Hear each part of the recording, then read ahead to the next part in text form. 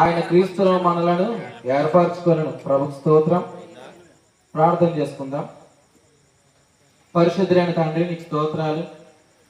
ఈ యొక్క క్రీస్తు సువార్త యొక్క కూడికలోనికి ప్రభా మీరు మమ్మల్ని పాలుభాగస్తులు చేశారు. నీకు స్తోత్రాలు. సమస్తాన్ని కూడా సమకూర్చి మేలుగా జరిగిస్తున్న గొప్ప తండ్రి, నీకు స్తోత్రాలు చెల్లించుకుంటున్నాం. ఈ యొక్క కూడికలో మొదటి తలంపులుగా ప్రభా నీ సేవకుని నేను నిలబడుతుండగా నీ ఆత్మ ద్వారా నడిపించండి. ఇక్కడున్న ప్రతి ఒక్కరిని నీ ఆత్మకు అప్పచెప్పుకుంటూ సంగతులు మాకు అగపరిచి మా హృదయాలను ఆదరించమని, మా ప్రభువును ప్రిరక్షకుడైన రావాల్సిన వారందరిని కూడా సకాలంలో తోడుకొని నడిపించమని, మా ప్రభువును ప్రిరక్షకుడైన యేసుక్రీస్తు నామం పేరుకి ప్రార్థన అడిగి వేడుకుని వర్తమానంలోనికి ముందు కొనసాగుతున్నాం తండ్రి. ఆమేన్. చూడండి, ఎఫెసీయులకు రాసిన పత్రికలో ప్రభు చెప్తున్న మాట ఏంటంటే, మొదటి అధ్యాయం 4:6లో ఇలా ఒక మాట మనం చదువుకుంటున్నాం. ఏంటంటే, యేసుక్రీస్తు ద్వారా తనకు కుమారులుగా స్వీకరించుటకై మనలను ముందుగా తన కోసం నిర్ణయించుకొని. చూడండి, యేసుక్రీస్తు ద్వారా మనల్ని ఆయన ఎలా చేసుకోవాలనుకున్నాడంట? కుమారులుగా చేసుకోవాలనుకున్నాడంట. నిజంగా మనం కుమారులుగా ఉండాలని ఆయన కోరుకుంటున్నాడంట. ఎప్పుడు కోరుకుంటున్నాడంట అని అంటే, ఇలా వ్రాయబడింది అనమాట.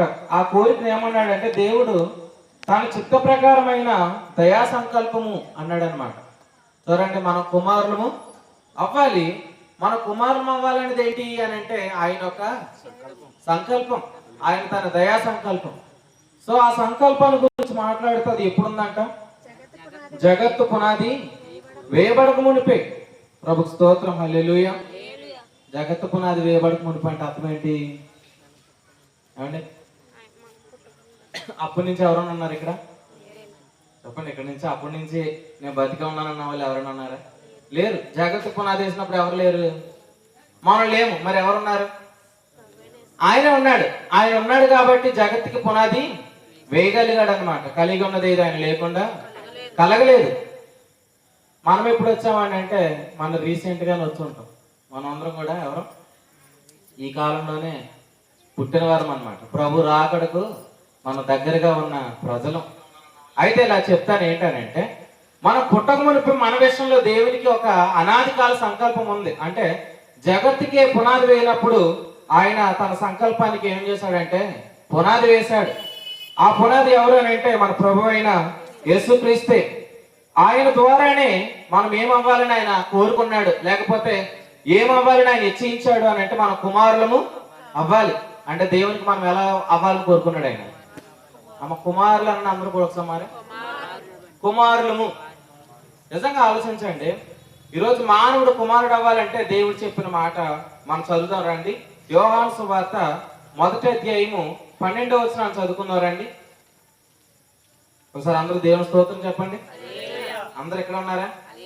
అందరు ఎక్కడ ఉండండి. ప్రభు కూడా ఎక్కడ ఉన్నాడు కాబట్టి అందరూ ఇక్కడ ఉన్నాం. యోహాను సువార్త 1వ అధ్యాయం 12వ వచనం. తను ఎందరు అంగీకరించరు వారందరికీ, అనగా తన నామమునందు విశ్వాసం ఉంచిన వారికి దేవుని పిల్లలగుటకు ఆయన అధికారం అనుగ్రహించాను. చూడండి, ఆయన ఏమంటున్నాడు? ఆయన దేవుని పిల్లలగుటకు ఆయన అధికారము అనుగ్రహించాను. అంటే ఎవరిని అంగీకరిస్తే మనం దేవుని పిల్లలం అవుతాం? యేసుక్రీస్తుని అంగీకరిస్తే మనం దేవుని పిల్లలం అవుతాం. చూడండి, ఈ భూమి మీద ఉన్న వాళ్ళు మరి దేవుని పిల్లలు కాదా? చెప్పండి. చివరి ఉన్న వాళ్ళు కూడా చెప్తారా?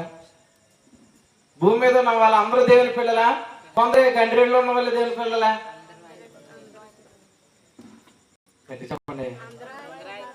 అందరూ ఆయన పిల్లలేనా? అంటే కరుణ్ కుమార్ గారు అంతేనా? మరల చదువుతాం అయితే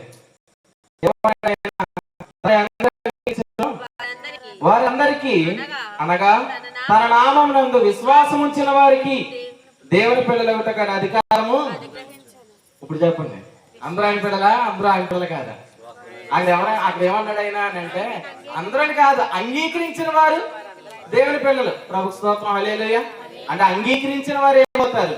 పిల్లలు అవుతారు. మరి అంగీకరించకపోతే వారు ఇంకా కుమారులుగా చేయబడలేదు. ఎందుకు చేయబడలేదు అని అంటే, ప్రతి మానవుడు కూడా ఎవరిలో నుండి వచ్చాడని వాక్యం చెబుతుందని అంటే, అపోస్తలుల కార్యములు 17:26 యావత్ భూమి మీద కాపురం ఉన్నట్టుగా ఆయన ఒకరి నుండే ప్రతి జాతి మనిషిని కూడా సృష్టించాడు.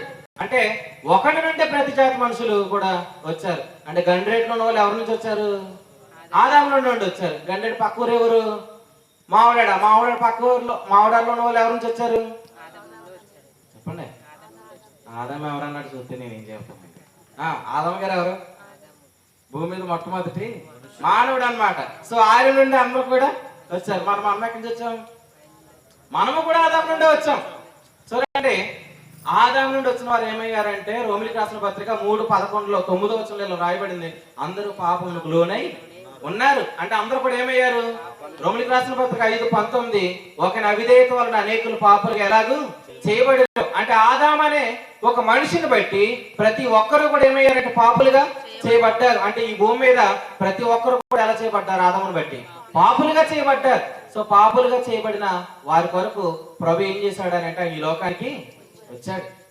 తన ప్రజలను వారి పాపం నుండి ఆయనే రక్షించిన, పాపములను తీసివేయటగా ఆయన ఏమయ్యాడంట? ప్రత్యక్షమయ్యాడంట. అంటే ఇదే కాలం ఆయన ప్రత్యక్షమైన కాలం. ప్రభు స్తోత్రం. ఆయన ఎందుకు ప్రత్యక్షుడయ్యాడనంటే నన్ను కుమారునిగా చేయడానికి. ఆయన ఎందుకు ప్రత్యక్షుడయ్యాడు? కుమారుడిగా చేయడానికి అన్నమాట. ప్రభు స్తోత్రం. మరి నేను కుమారుడు కాదు అప్పటి వరకు. యేసుక్రీస్తు నమ్మనంత కాలం కూడా నేను పాపినే, కానీ నమ్మిన తర్వాత నేను ఎవరిని? కుమారుడిని. ప్రభు స్తోత్రం. చూడండి, ఇప్పుడున్న మనం అందరం కూడా ఎవరు? ఎవరైనా నమ్మిన వారందరూ కూడా మీరు ఎవరు? గట్టి చెప్పండి. కుమారులు. దేవుడు మీకు శక్తి ఇచ్చును కాక. ఆమె. ఎందుకంటే మరి దేవుడి కుమారులు అయితే ఎలా ఉండాలా చెప్పండి? నీతిమంతులు సింహం వలె ధైర్యంగా. సింహం ఏం చేస్తుందండి? అది గర్జేస్తుంది. మీరు కూడా మీరు మాట్లాడితే మళ్ళీ మీ ఇంటి పక్క వాళ్ళకు కూడా వినబడాలన్నమాట. సో అలాగే మీరు మాట్లాడుదురు కాక. ఎందుకంటే అరణ్యంలో యోహాను మాట్లాడుతుంటే ఎక్కడ కనబడిందంట ఆ స్వరం? అరణ్యంలో మాట్లాడుతుంటే యూదులకి కనబడిందంట ఆ స్వరం. ప్రభు స్తోత్రం. అలాగే మీరు మాట్లాడుదురు కాక. ఖచ్చితంగా ఆయన మనల్ని కుమారులుగా చేశాడు. కారణం ఏంటంటే మనం ఆయన ఏం చేసాం? అంగీకరించాం. అంగీకరిస్తే ఏమవుతుంది అంటే అంగీకరించడం వలన రోమిలికి రాసిన పత్రిక 9వ అధ్యాయంలో ఇలా రాయబడింది ఏంటంటే రోమిలికి రాసిన పత్రిక 10వ అధ్యాయం 9వ వచనంలో అదేమనగా యేసు ప్రభువు అని నోటితో ఒప్పుకొని మృతులలో నుండి దేవుడు మృతులలో నుండి ఆయన లేపనండి నీ హృదయమందు విశ్వసించిన ఎడల నీవు రక్షించబడుతూ యేసుక్రీస్తుని అంగీకరించిన వారు ఏమయ్యారంటే రక్షించబడ్డారు. ఆ రక్షణ రోమా 5లో ప్రభు ఇలా చెప్పారు ఏంటంటే కాబట్టి విశ్వాసం మూలమున మనం నీతిమంతులముగా తీర్చబడ్డాం. ప్రభు స్తోత్రం. మనం ఎలా తీర్చబడ్డాం? గట్టి చెప్పండి. మనం ఎలా తీర్చబడ్డాం? నీతిమంతులుగా తీర్చబడ్డాం. నీతిమంతులుగా తీర్చబడిన వారు ఏమయ్యారు? దేవునికి పిల్లలయ్యారనమాట. అంటే మొట్టమొదట నేను యేసుక్రీస్తుని అంగీకరించాను. అంగీకరించిన తర్వాత నేనేమయ్యాను? నీతిమంతునయ్యాను. నీతిమంతులందరూ కూడా ఎవరు? దేవుని పిల్లలు. అంటే యేసుక్రీస్తు నన్ను నీతిమంతుడిగా చేశాడు. తర్వాత నేను దేవుడికి ఏమయ్యాను? కుమారుని అయ్యానంటే నేను దేవునితో ఏం చేయబడ్డానంటే సమాధానపరచబడ్డాను. ప్రభు స్తోత్రం. ఇప్పుడు దేవునికి నాకేముంది? సమాధానం ఉంది. హల్లెలూయా. దేవునికి మనకి ఏముంది? సమాధానం. ఎప్పటి వరకు ఉంటుంది సమాధానం? ఇప్పుడు ఎవరిని బట్టి కలిగింది ఆ సమాధానం? మన ప్రభువు అయిన యేసుక్రీస్తు ద్వారా అన్నాడు అనమాట. అంతే కదా? ఎవరి ద్వారా కలిగిందండి? యేసుక్రీస్తు ద్వారా కలిగింది. అంటే నాకు ఆయనకి మధ్యలో ఉన్నది ఎవరు? యేసుప్రభుల వారే. చెప్పండి. దేవునికి నాకు ఏం కలిగింది? సమాధానం కలిగింది. ఎవరిని బట్టి కలిగింది? యేసుప్రభుల వారిని బట్టి కలిగింది. సో ఇప్పుడు యేసుప్రభుల వారిని బట్టి కలిగింది సమాధానం ఎంతకాలం ఉండాలని కోరుకున్నాడు అంటే ఆయన సదాకాలం ఉండాలని కోరుకున్నాడు. అందుకే ఇప్పుడు యేసుప్రభుల వారు ఎక్కడున్నారు? ఎవరైనా చెప్పండి. యేసుప్రభుల వారు అమెరికాలో ఉన్నారా? యేసుప్రభుల వారు యెరూషలేములో ఉన్నారా? ఎందుకు లేరు చెప్పండి. పరలోకంలో ఎందుకున్నారే? పరలోకంలో ఏసీలు గట్రా అన్నీ ఉంటాయి కదా. చెప్పండి. పరలోకంలోనే ఎత్తుకున్నాడు అనా? మీరు జాగ్రత్తగా వింటే ప్రభు ఖచ్చితంగా మీకు అర్థమవుతాడు అన్నమాట. పరలోకంలోనే ఎత్తుకున్నాడు అని అంటే ఇప్పుడు దేవునికి నాకు ఏం కలగాల? సమాధానం కలగాల. ఇప్పుడు యేసుక్రీస్తు లేపబడటం ద్వారా నేనేమయ్యాను? నీతిమంతునయ్యాను. ఆ నీతి సదాకాలం ఉండడం వరకు ఈయన ఏం చేశాడు? ఆయన భూమి మీద లేడంట. ఆయన ఎక్కడికి వెళ్ళాడంట? పరలోకానికి వెళ్ళాడంట. అంటే నేను ఎప్పటికీ కూడా ఎలా ఉండాలని కోరుకున్నాడు? తండ్రి కుమారుడిగానే ఉండాలని కోరుకున్నాడు అనమాట. ఎందుకంటే అది నిత్యమైన నిబంధన సంబంధమాగు రక్తం అన్నాడు అనమాట. సో రక్తాన్ని చేత పట్టుకుని ఆయన ఎక్కడికి వెళ్ళాడంటే పరలోకానికి వెళ్ళాడు. ఎంతకాలం ఉండాలంటే ఈ సమాధానం సదాకాలం ఉండాలన్నమాట. అంటే దేవునికి నాకు సమాధానం ఎంతకాలం ఉండాలా? సదాకాలం ఉండాలా. అంతే కదండి. మన పిల్లల విషయంలో ఏం కోరుకుంటాం? వాడు ఎప్పటికైనా కొడుకే, ఈమె ఎప్పటికైనా కూతురే. మరి అలాగే మనము కూడా దేవునికి ఎప్పటికి ఎలా ఉండాలా? కొడుకులుగానే ఉండాలా, కుమారులుగానే ఉండాలా. దాన్ని బట్టి యేసుక్రీస్తుని మృతులలో నుండి లేపి ఎక్కడ కూర్చోబెట్టాడు? ఆయన పరలోకంలో కూర్చోబెట్టాడు. ఎందుకంటే నాకు దేవునికి ఉన్న సమాధానం ఎప్పటికీ కూడా పోకూడదు. నాకు ఆయనకున్న ఆ నీతి ఏదైతే ఉందో మధ్య రకాన అది ఎప్పటికీ కూడా పోకూడదు. అంటే నా నీతి పోదానంటే నేను ఎప్పటికీ కూడా ఎవరిని? దేవునికి కుమారునే. ప్రభుకు స్తోత్రం. ఇక్కడున్న యేసుక్రీస్తు నమ్మిన మీరు అందరూ కూడా కుమారులే. ఇక్కడున్న మీలో ఎవరైతే ఈ శబ్ద యంత్రం ద్వారా ఆయన మాట వింటున్నారో మీరు గమనించండి. ఆదాము నుండి వచ్చిన ప్రతి ఒక్కరు కూడా పాపులు అయ్యారు. ఈ రోజు మీరు యేసుక్రీస్తుని అంగీకరిస్తే ఏమవుతారు? నీతిమంతులు అవుతారు. నీతిమంతులు అయితే దేవునికి కుమారులు అవుతారు. కుమారుల దేవునికే కుమారుడు ఒకటి అనేది గొప్ప భాగ్యం. హల్లెలూయా. నిజంగా గొప్ప భాగ్యం ఎవరికి ఇచ్చాడు? ఆయన మనకిచ్చాడు, నాకు ఇచ్చాడు. అందుని బట్టి నేను ప్రభుని ఎంతగానో స్తుతిస్తున్నాను. అయితే ఇలా చెప్పనా, ఇక్కడ ఉన్న మనం అందరం కుమారులు అయితే ప్రభు ఇంకో మాట చెప్తున్నాడు. ఏంటనంటే ఒకసారి చదవండి. రోమీలకు రాసిన పత్రిక 8వ అధ్యాయము 14వ వచనాన్ని చదువుకుందాం. రోమీలకు రాసిన పత్రిక 8వ అధ్యాయం 14వ వచనం. దేవుని ఆత్మ చేత ఎందరు నడిపింపబడుదురు వారందరూ దేవుని కుమారులై ఉందురు. ఈ మాట చూడండి. అందరు వింటున్నారు ఈ మాట? అందరు చదివారా? ఒకసారి అందరు మీరు చదువుతారా మాట? చాలా మంచి మాట అండి. చదవండి ఒకసారి. రోమిలకు రాసిన పత్రిక 8వ అధ్యాయము 14వ వచనం. దేవుని ఆత్మ చేత ఎందరు నడిపించబడుదురో వారందరూ దేవుని కుమారులై ఉందురు అన్నాడు అనమాట. ఒక మాట అడుగుతాను, చెప్పండి ఎవరైనా. ఇప్పుడు నేను దేవుని కుమారుని అయింది, ఆత్మను పొందుకున్న తర్వాత కుమారుని అయ్యానా? కుమారుని అయిన తర్వాత ఆత్మను పొందుకున్నానా? చెప్పండి అందరూ కూడా చెప్పండి. చెప్పండి. లడ్డు పెడతాం చెప్తే చెప్తాను. లడ్డు వద్దా? లడ్డు కావాలని ఆయన ఒకటి కాదు రెండు ఇస్తాను. చెప్పండి. చెప్పండి ఏంటి? కుమారులు అయిన తర్వాత ఆత్మ వచ్చాడా? ఆత్మ వచ్చిన తర్వాత కుమారులు అయ్యావా? కుమారులు అయిన తర్వాత ఆత్మ వచ్చాడు. ఇప్పుడు ఆత్మ ఉన్నాడంటే నేను ఎవరిని? కుమారుడని. అయితే ఇక్కడ ఏమన్నాడు? దేవుని ఆత్మ చేత ఎందరు నడిపించబడుదురో వారందరూ కూడా ఎలా ఉంటారంట? దేవుని కుమారులే ఉంటారంట. అంటే కుమారుడు ఒకటి వేరు, కుమారుడిగా ఉండుట వేరు. చెప్పండి రెండు అనుభవాలు. కుమారుడు ఒకట, చెప్పండి. కుమారుడు ఒకట, కుమారుడిగా ఉండుట. చెప్పండి అందరూ కూడా చెప్పండి. కుమారుడు ఒకట, కుమారుడిగా ఉండుట. ఏం చెప్పారండి ఈ రోజు అని అంటే ఏదో చెప్పారండి అన్నట్టు ఉండకూడదు. ఏం చెప్పారంటే రెండు మాటలు గుర్తుపెట్టుకోండి. కుమారుడు ఒకట, ఆ రెండోది ఏంటి? కుమారుడిగా ఉండుట. కుమారుడు ఒకట వచ్చాడు, కుమారుడిగా ఉండుట. ఆత్మ చేత నేను ఏమవ్వాలంట? నడిపించబడాలి. దేవుని ఆత్మ చేత అందరు నడిపించబడతారు వారందరూ కూడా ఎలా ఉంటారు? కుమారులుగా ఉంటారు. ప్రభు స్తోత్రం. దేవుని కుమారుడిగా ఉండుట అనుభవం గొప్ప భాగ్యం. ఇలా ఒక మాట ఎలా చెప్పనా జాగ్రత్తగానండి. ఇప్పుడు దేవుని కుమారుని అయితే నేను ఏమవుతాను? చెప్పండి. నేను దేవుని కుమారుని అయితే నేను ఎవరిని? కొంతమంది అంటారు అన్నమాట, చిన్న పాస్టర్ గారు అంటారు. ఎందుకంటారు? పెద్ద పాస్టర్ గారు ఉన్నారు కాబట్టి నేను ఎవరిని? చిన్న పాస్టర్ గారిని. ఇప్పుడు నేను ఆయన తండ్రి కదా, ఆయన దేవుడు కదా, మరి నేను ఎవరిని? ఆయన కుమారుని అంటే ఇలా చెప్పాలి. మీరేం చెప్తారు? దేవుడు గారా? దేవుడు గారా అబ్బాయా? చిన్న దేవుడు అంటారా? ఏమంటారు? పెద్ద దేవుడు అంటారా? చెప్పండి. ఏమంటారు? పాస్టర్ గారని అంటారా? సరే, దేవుడు మిమ్మల్ని అలాగే దిగించడు కాక. ఇప్పుడు నన్ను కూడా దేవుడనే అంటారు. మీరే దైవములని ఆయన చెప్పుచున్నాడు అని ఉందండి. నిజంగా దేవుడే మనల్ని ఏమంటున్నాడు? దైవములుగా చూస్తున్నాడు. కారణం ఏంటి? యేసుక్రీస్తు ద్వారా మనం ఎలా చేయబడ్డాం? దైవములుగా చేయబడ్డాం. అంటే ఇక్కడ ఉన్నది ఎవరు? దైవములు. హల్లెలూయా. ఎవరు వచ్చారండి కొడుకు అంటే? దైవములు వచ్చారండి అని చెప్పుకుందరు కాక. ఇదిగోండి, ఇచ్చేయడం ఉన్న వాళ్ళందరూ కూడా దైవములు, అచ్చేయడం ఉన్న వాళ్ళందరూ కూడా దైవములే. ఈ అట్మాస్ఫియర్ మీరు అలా ఆలోచన చేయండి. ఖచ్చితంగా ఆయన మన మధ్య ఉన్నాడు. మనం కూడా ఎవరు? దైవములమే. చూడండి, మరి ఆ లెక్కన మీరు ఆలోచన చేస్తే ప్రభు నన్ను ఇలాగా సంబోధిస్తున్నాడు అని అంటే దేవుడు నాకు ఏమిచ్చాడని? అధికారం ఇచ్చాడని. ఈరోజు మనం అందరం కూడా అధికారం గలవారమే ఉన్నాం. ఈరోజు మనం ప్రార్థన చేస్తున్నాం కదా, ఏమని చేస్తున్నాం? పరలోకమందున్న తండ్రి, అంతేనా? పరలోకమందున్న తండ్రి. తండ్రి అని ఎందుకు అంటున్నారు? ఎందుకు అంటున్నారండి? మనం ఎవరమని? మన కుమారులమని, అంతేనా? ఇప్పుడు ఆయన తండ్రి అంటున్నామంటే నేను ఎవరిని? నేను కుమారుని. నేను కుమారుని ఎప్పుడయ్యాను? యేసుక్రీస్తుని నమ్మాను. ఇప్పుడు అడుగుతున్నానంటే నాకేముంది? అధికారం ఉంది. హల్లెలూయా. అంటే దేవుడు నాకేమిచ్చాడు? అధికారం ఇచ్చాడు. ప్రభుకు స్తోత్రం. అయితే ప్రభు ఎలా అన్నాడు ఏంటంటే, ఆత్మ ఉన్నాడు కాబట్టి నేను కుమారుని. ఆత్మ తానే మన ఆత్మతో కూడా దేవుని పిల్లలమని ఏం చేస్తున్నాడంట? సాక్ష్యం ఇస్తున్నాడంట. అంటే నా ఆత్మతో కూడా పరిశుద్ధాత్మ దేవుడు సాక్ష్యం ఏంటంటే నేను ఆయన కుమారుణ్ణి. అంటే ప్రతిరోజు కూడా పరిశుద్ధాత్మ సాక్ష్యం ఏంటి? నేను కొడుకుని. ప్రతిరోజు కూడా ఆత్మ ఈ సాక్ష్యం ఇస్తున్నాడు. ఈ సాక్ష్యాన్ని నమ్ముతారో వారందరూ కూడా ఆత్మచేత ఏమవుతారు? నడిపించబడతారు. వారు ఇప్పుడు ఎలా ఉంటారంట?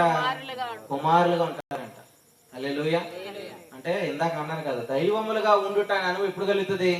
ఆత్మచేత నడిపించబడితే ఖచ్చితంగా మనం అలాగే ఉంటాం. మనం అలాగే జీవించడం కాక ఆత్మ మనలో ఉండుటనము మన కుమారులము, ఆత్మ ద్వారా నడిపించబడుట అన్నము మన కుమారులుగా జీవించట. మీరు కుమారులుగా జీవించినట్లయితే ఖచ్చితంగా ప్రభు ఏమన్నాడు అని అంటే, మన శరీరేచ్చనే మీరు ఆత్మానుసారంగా నడుచుకునే ఏడల శరీరేచ్చని ఏం చేయాలంట? నెరవేర్చారంట. నిజంగా ఆలోచించండి. దేవుని ఆత్మ చేత నడిపించబడే చోటు ఎలా ఉంటదని అంటే అది నీటి వంటి విధంగా ఉంటది అనమాట. ఎందుకనంటే అపొస్తలుల కార్య గ్రంథంలో ఆత్మచేత నడిపించబడిన ఫిలిప్పు ఎక్కడి నుండి ఎక్కడికి వచ్చాడనంటే ఇలా రాయబడింది అనమాట. అపోస్తలుని కలుసుకున్నాడు. సో వారిద్దరు కాన్వర్జేషన్ అయిన తర్వాత వారు ఎక్కడికి వచ్చారంటే నీళ్ళ యొద్దకు వచ్చారన్నమాట. చదువుకుంటున్నాం అనమాట. చూడండి అపోస్తలుల కార్య గ్రంథంలో, అపోస్తలుల కార్యములు గ్రంథంలో మీరు చూడండి అన్నమాట. నేను ముగిస్తాను. అపోస్తలుల కార్య గ్రంథము 8వ అధ్యాయంలో మీరు చదవండి. 26వ వచనం. ప్రభువు దూత నీవు లేచి దక్షిణముగా వెళ్ళి యెరూషలేము నుండి గాజాకు పోవు అరణ్య మార్గమును కలుసుకోమని ఫిలిప్పుతో చెప్పగా అతను లేచి వెళ్ళాను. ఎక్కడ కలుసుకోమన్నాడంట? అరణ్య మార్గం. అరణ్య మార్గం అని అందరూ అరణ్య మార్గం. ఇప్పుడు మరలా ఆత్మచేత నడిపించబడిన ఫిలిప్ ఎక్కడికి వచ్చాడు చూడండి ఒకసారి.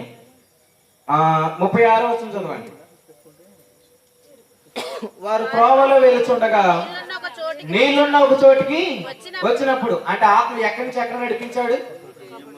అరణ్యంలో నుండి. చెప్పండి, నీళ్ల యొద్దకు. చెప్పండి, ఎక్కడి నుంచి ఎక్కడికి? అరణ్యంలో నుండి నీళ్ల యొద్దకు. అంటే మనం నీటి దగ్గర రావడమే దేవుని చిత్తం. హల్లెలూయా. మనం ఎక్కడికి రావాలా? నీళ్లు రావాలి. ఎందుకంటే నీళ్ళు లేని చోట ఏముండదు? జీవం ఉండదు. అంటే ఆత్మ మళ్ళీ ఎక్కడ నడిపిస్తున్నాడు? జీవంలోనికి నడిపిస్తున్నాడు. సమృద్ధి అయినా ఆత్మ ఎక్కడ నడిపిస్తాడు అంటే సర్వ సత్యం. సర్వసత్యం ఏంటంటే ఆ జీవమే. అంటే మన జీవంలోకి నడిపించేది ఎవరు? ఆత్మనే. ప్రభు స్తోత్రం. మీరు ఆత్మ యొక్క స్వరం ఇందురుగా సంగమతో ఆత్మ చెప్తున్న మాట చెవి కావాడు ఏం చేయాలంట? నేను కాక ఇక్కడ ఉన్న వాళ్ళు ఎంతమంది చెవులు ఉన్నారు? 2 చేతులు, 2 చెవులు. చేతులు ఇద్దరే 2 చెవులు అన్నా. చెవులు ఉన్నావా? చెవులేవండి. సరే, ప్రభు మీకు ఇచ్చిన కాక ఈ చెవులతో ఏం చేయాలంటే అవసరం వినాలంట. సంగమతో ఆత్మ ఏం చెబుతున్నాడు? ఆ స్వరాన్ని వినాలంట. ఎందుకంటే ఆత్మ స్వరాన్ని వింటే ఆదరణ. ఎందుకంటే పరిశుద్ధాత్మ దేవునికి ఉన్న పేరేంటి? ఆయన ఆదరణ కర్త. ఇక్కడ ఉన్న మీ అందరికి ఆదరణ కలిగింది కాక. ఆదరణ కలగాలంటే ప్రభు అన్నాడు, ఆయన చెప్పే సంగతి మీరు జాగ్రత్త వింటే చాలు. మీరు వెళ్తా ఏం పట్టుకుని వెళ్తారు? ఆదరణ పట్టుకుని వెళ్తారు. మీరు అలాగే వెళ్ళుదురు కాక. నపుంసకుడు ఏం పట్టుకుని వెళ్ళాడు అనంట? సంతోషంతో వెళ్ళాడంట. అంటే సంతోషాన్ని పట్టుకుని వెళ్ళుదురు కాక. ప్రభు మనం అలాగే నడిపించిన కాక.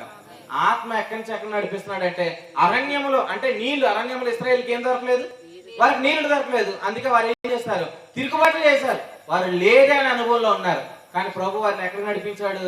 బండ యొద్దకు, అనగా నీళ్ళ యొద్దకు నడిపించాడు. ఆత్మ కూడా ఏం చేస్తున్నాడంటే మనం ప్రతిరోజు మన లైఫ్ ని ఎలాంటి వాటితో నింపేసుకున్నామంటే లేదు లేదు లేదు అనే దాంతోనే మన హృదయం నిండిపోయింది. మీరు అంటారా లేదని? ఇంట్లో మీరు అనరా? ఏ రోజు అనలేదు మీరు? ఉదయం లేవగానే ఏం లేవంటారు? మంచినీళ్ళు లేవు పట్టరండి, పాలు లేవు పట్టరండి, టీపో లేదు పట్టరండి, కూరగాయలు లేవు పట్టరండి. అంటే లేదు లేదని దాంతోనే మన హృదయం ఏమైపోయింది. కానీ లేదని దాన్ని ఏమన్నాడు తెలుసా? ఒక చేదు అన్నాడు అనమాట. అంటే చేదుని ప్రభు ఇప్పుడు ఎలా మారుస్తున్నాడు అని అంటే ఆయన నీళ్ళ దగ్గరికి మారుస్తున్నాడు. సో నీటి ప్రవాహం ఉన్న చోట చేదు ఉండదు. హల్లెలూయా. నీ జీవితం చేదు ఉండకుంటుంది కాక. ఏ చేదుతో మన హృదయం నింపబడిందో ఆ చేదుని ప్రభు ఎలా చేశాడని అంటే, ఒక చెట్టుని వేయగానే ఆ చెట్టు ఆ నీళ్ళని ఏమైనాయంట, అవి మధురంలాయంట. ఆ రోజు 6 లక్షల మంది అక్కడ సేద తీరారనమాట. ఈ రోజు సేద తీరే చోటు ఏంటంటే, ఎక్కడ స్వరం వినబడుతుందో అక్కడ నువ్వు ఉంటే చాలు, నీ దప్పిక తీరుతుంది. నీ జీవితంలో చేదు నీకేం కలుగుతుంది అంటే సంతోషం కలుగుతుంది. అలాగే మీరు జీవించదు కాక. ఆమె ప్రభు అలాగే మనల్ని నడిపించిన కాక. ఆమె చివరిగా నేను ఒక మాట చెప్తున్నాను ఏంటంటే, అసలు నేను కుమారుని అనే విషయమే మనకు తెలియాలి. ఫస్ట్ ఏం తెలియాలా చెప్పండి, అందరూ కూడా చెప్పండి. నేను కుమారుని అని ఒకసారి అందరూ, నేను కుమారుడిని. ఇశ్రాయేలు దేవుని కుమారులేనా? కుమారులే. కానీ వారు ఎలా వారు కుమారుని వారు ఏమన్నారు తెలుసా? మేము దేవునితో మాట్లాడమన్నారు. ఎందుకన్నారు చెప్పండి. అసలు కుమారులు అనే మాట ఎక్కడో వ్రాయబడింది బైబిల్లో అని అంటే, నిర్గమాకాండ 19:5 వ్రాయబడింది. ఏంటి? ఆ మాట శ్రద్ధగా విని ఆ నిబంధన అనుసరించి నడిచిన యెడల మీరు నాకు ఎలా ఉంటారన్నాడు? స్వకీయ సంపాద్యంగా కుమారులుగా ఉంటారని చెప్పారు. ఆ తర్వాత ఇప్పుడు కూడా ఆ మాట రిపీట్ అవ్వలేదు. అక్కడతో ఏమైపోయింది? అసలు మనం దేని బట్టి కుమారులమయ్యామంటే నిబంధనలు బట్టి కుమారులమయ్యాం. ఇదే నిబంధన క్రొత్త నిబంధన. కానీ వారికి కూడా క్రొత్త నిబంధన చెప్పాడు. కానీ వారు ఆ నిబంధనలో నిలవలేదు కాబట్టి వారు కుమారులైనా కూడా ఏనాడు ఏమనుకోలేదు. అది ఎప్పుడైతే ఆగిపోయిందో వారు దేవుని ఏనాడు కూడా అడగడానికి ధైర్యము చేయలేదు. కానీ ఈరోజు మనం ఏం చేస్తాం? పడుకున్నప్పుడు కూడా ప్రార్థన చేస్తాం. ఏమని? అది అలా చెయ్యి ప్రభా, ఇది ఇలాగ చెయ్యి ప్రభా. కానీ వారు ఏ రోజు ఏనాడు కూడా ఏమనలేదు దేవుణ్ణి తండ్రి అనండి. తండ్రి అనే దాంట్లోనే ఏముంది? ధైర్యం ఉంది. హల్లెలూయా. ఇటు ధైర్యం ఇచ్చిన ప్రభు స్తోత్రం. తండ్రి అనే దాంట్లోనే ఏముంది? ధైర్యం. మరి వారిలో ధైర్యం ఉందా? వారి ధైర్యం లేదా? అంటే ఒక సంగతి, కుమారుని అనే సంగతి బయలుపరచకపోవడం ద్వారా ఎంత నష్టం కలిగిందని అంటే, ఇప్పటికీ కూడా ఇశ్రాయేలు జీవితం లేదు, సమాధానం లేదు. నేను మాట చెప్పిన, కుమారుని అనే సంగతి తెలుసుకోకపోవడమే భక్తిహీనత. చెప్పండి ఏంటి? భక్తిహీనత. అన్ని జనుల ప్రవేశం సంపూర్ణమైన తర్వాత విమోచకుడు సియోను నుండి వచ్చి ఏం చేస్తానన్నాడు? యాకోబులో నుండి భక్తిహీనత తొలగిస్తానన్నాడు. యాకోబులోని భక్తిహీనత ఏంటి? నేను కుమారుని నేను విషయంలోనే అతనికి ఏముంది? డౌట్ ఉంది. ఆ డౌట్ ని ఎవరు తీయబోతున్నారు? రేపొద్దున ప్రభు తీయబోతున్నాడు అనమాట. ప్రభు స్తోత్రం. ఇప్పటికే కూడా కుమారులే కానీ కుమారులు అని ఎంతమంది అనుకుంటున్నారు? గండ్రేట్లో అందరూ అనుకోవట్లేదు. అంటే అందరూ కూడా ఏముంది? భక్తిహీనత ఉంది. ఈ భక్తిహీనత తీయడానికి ప్రభు ఏం చేశాడు తెలుసా? కృపను ఆయన ఏం చేశాడో తెలుసా? అపరిమితమైనగా ఈ ఫ్లో ఇచ్చాడు అన్నమాట. ప్రభు స్తోత్రం. హల్లెలూయా. అంటే అందరిలో కూడా భక్తిహీనత అనే ఆ స్వభావం పోవును గాక. నేను కొడుకుని అనే భావంలోకి అందరూ వచ్చుదురు గాక. అందరూ అంటే యేసుక్రీస్తు నమ్మిన వారు అందరూ కూడా నేను కుమారుని అనుకుందరు గాక. అదేంటండి అనుకోకపోవడం ఏంటండి? నేను ప్రార్థన చేసినప్పుడు ఏమంటాను తెలుసా? పరలోకమందున్న తండ్రి అని అంటాను. కానీ మరలా ఏమంటారు? నువ్వు నీతిమంతుడు పాప అని అడిగితే ఏమంటారు? అయ్యో నేను ఎవరినండి? నేను ఏ పాటి వాడనండి? నేను ఎవరంటే ఘోర పాపిని. నేను ఎవరిని? పెద్ద పాపిని. నేను ఎవరిని? చిన్న పాపిని. అసలు మనం ఎంచుకొని ఎలా ఉంది? మనమేమో కొడుకులము, మనమేమో దైవమునని ఆయన చెప్పుచున్నాడు. ఆయన అలా చూస్తుంటే మనం ఏం చేస్తున్నాం? నేను అంత కాదండి, నేను చాలా చిన్నోనండి. మారును గాక. ప్రభు సహాయం చేయను గాక. నీరు ద్రాక్షరసంగా మారాలన్న కారణకుడు ఎవరు? ప్రభువే. మన నోట్లో ఉన్న మాట మారాలన్న కూడా కారణకుడు ఎవరు? మన ప్రభువే. ప్రభు మన నాలుకను బాగు చేయను గాక. ఏనాడైనా వెళ్ళారా? నా నాలుగును బాగు చేయండి, ఇలా మాట్లాడేస్తున్నాను ఎక్కడికి కూడా లేదు. కేవలం నువ్వు ప్రభు దగ్గరికి వస్తే అది మారుతుంది అనమాట. ప్రభు స్తోత్రం. చివరిగా నేను మాట చెప్పి ముగిస్తున్నాను. ఏంటంటే యాకోబులో ఉన్న భక్తిహీనత ఏంటంటే, ఇశ్రాయేలులో ఉన్న భక్తిహీనత ఏంటంటే, వారికి ఇంకా కొడుకులమని తెలియక వారు ఏం చేస్తున్నారు తెలుసా? ఇంకా నేనేదో చెయ్యాలి. పెద్దోడికి ఏం తెలియలేదు. పెద్దోడికి నేను కొడుకునే విషయం తెలుసా? తెలుసు. చిన్నోడు కొడుకునే విషయం తెలుసా? తెలుసు. అందుకే చిన్నోడు వచ్చి ఏమడిగాడు? నీ ఆస్తిలో నాకు భాగమేమని అడిగాడు. పెద్దోడికి ఏం తెలుసు? కొడుకునే విషయం తెలుసు. కానీ మరి తెలిస్తే ఎందుకు సేవిస్తున్నాడు? కొడుకుగా తెలియడమే కాదు, కొడుకుగా ఏం చేయాలా? జీవించాల. కుమారుడు అవడమే కాదు, కుమారుడిగా జీవించాల. జీవించాలంటే ఏం చేయాలా? ఆయన దేని ద్వారా నడిపించబడాలి? ఆత్మ ద్వారా నడిపించబడాలి. మీరు అలాగే నడిపించబడదురు కాక. ఇన్ని సంవత్సరాలు అవన్నీ నావే అని తెలియక నేను అందరికీ వినబడుతుందా నా స్వరం? ఆత్మస్వరం వినబడును గాక. నా ముఖం కనబడకపోయినా స్వరం వినబడితే చాలు. జాగ్రత్తగా నేను అందరూ కూడా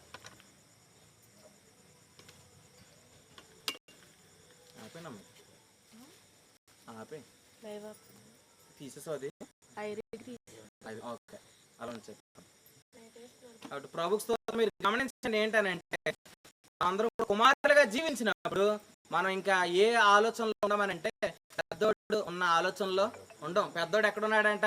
ఇంటిలోనే ఉన్నాడంట. కానీ ఇలా మాట్లాడుతున్నాడు ఏంటంటే ఇన్ని ఏళ్ల నుండి నిన్ను సేవిస్తున్నాను, ఒక్క మేకపిల్ల కూడా నీవు నాకు ఇవ్వలేదే అని అన్నాడు అనమాట. ఎన్ని సంవత్సరాలు సేవిస్తున్నాడు చెప్పండి? పెద్దోడు ఎన్ని సంవత్సరాలు సేవిస్తున్నాడు అండి? అక్కడేం చెప్పలేదు.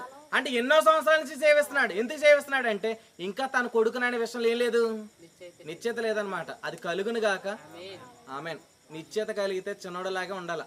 ఎక్కడున్నాడు చిన్నోడు? ఇప్పుడు వచ్చి ఇంట్లో ఉన్నాడు. పెద్దోడు కూడా ఎక్కడ ఉండాలా? ఇంట్లోనే ఉండాలి. కానీ ఎక్కడికి వచ్చాడు? ఇంటి బయట. సేవించడం కాదు. ఇప్పుడు ప్రభు చెప్తుంది ఏంటనంటే నేను ఏదో సేవిస్తేనే దేవుడు నాకు ఇస్తాడనేది కాదు. నేను ఆయన కుమారుడు కాబట్టి దేవుడు నాకు సమస్తాన్ని ఇస్తాడు. రోమిలికి రాసిన పత్రిక 8లో ఇలా రాయబడింది, ఆయన మన పక్షమున ఉండగా తన కుమారుని వెనుదీక మనకి ఇచ్చిన వాడు సమస్తమును మనకి ఎందుకు అనుగ్రహింపడు. కాబట్టి కుమారుని ఇచ్చింది ఎందుకంటే నన్ను కుమారునిగా చేయడానికి, కుమారుడు ఉన్నది ఎందుకని అంటే నాకు సమస్తాన్ని ఇవ్వడానికి. సమస్తానికి మూలం ఇప్పుడు ఎవరు? కుమారుడే. ఆయనే ఇలా వ్రాయబడింది, సర్వ సంపూర్ణత ఆయన యందే నివసించి ఉన్నది. కాబట్టి కుమారులు అయ్యాం. కాబట్టి కుమారులుగా జీవించడానికి కారకుడు ఎవరు? ఆత్మ. ఖచ్చితంగా ఆత్మస్వరం మీరు వినున్నట్లుగా ప్రభు కృపను అనుగ్రహించును గాక. ఆమేన్. కుమారుడిగా చేయబడుతూ వేరు, కుమారుడిగా ఉండుట వేరు. ప్రభు అలాగ బలపరచును గాక. శ్రద్ధ అయిన మీ అందరికి కూడా ప్రభు పేరిట వందనాలు చెల్లించుకుంటూ నా మాటలు ముగిస్తున్నాను. ప్రార్థన చేసుకుందాం. పరిశుద్ధుడైన తండ్రి, కృపగల ప్రభు, నీకు వందనాలు. మీరు తెలియపరిచిన సంగతిని బట్టి స్తుతిస్తూ యాకోబులో ఉన్న భక్తిహీనతను తీసివేయుటకు యోగ్యుడు నీవే ప్రభా. అలాగే గండేడు గ్రామంలో ఉన్న కుమారుడు అనే విషయంలో, కుమారులుగా చేయబడే విషయంలో, ఒక భక్తిహీనత కలిగి ఉన్న వారి విషయంలో కూడా కార్యం చేయగలవాడు నీవే అని నమ్ముచు సమస్తాన్ని నీ చేతులకు అప్పచెప్పుకుంటూ ముందున్న కృపను బట్టి సంతోషిస్తూ గొప్ప కార్యాలను బట్టి నిరీక్షిస్తూ మా ప్రభును ప్రియరక్షకుడైన యేసుక్రీస్తు నామం పేరటి ప్రార్థన అడుగుతున్నాం తండ్రి. ఆమేన్. ఆమేన్. అందరు కూడా ప్రభు పేరిట వందనాలండి.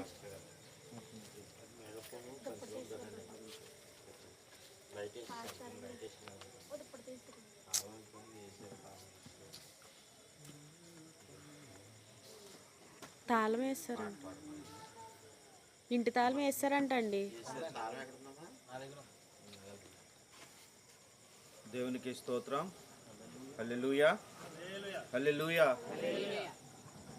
ప్రభు ప్రేమించి మనకు అప్పగించిన ప్రతి సంగతిని బట్టి ప్రభువును మనం బద్దులమై ఉన్నాం. యేసుక్రీస్తు ప్రభువునందు విశ్వాసం ఉంచిన మనం అందరము కూడా దేవుని కుమారులమని, దేవుని కుమారుడు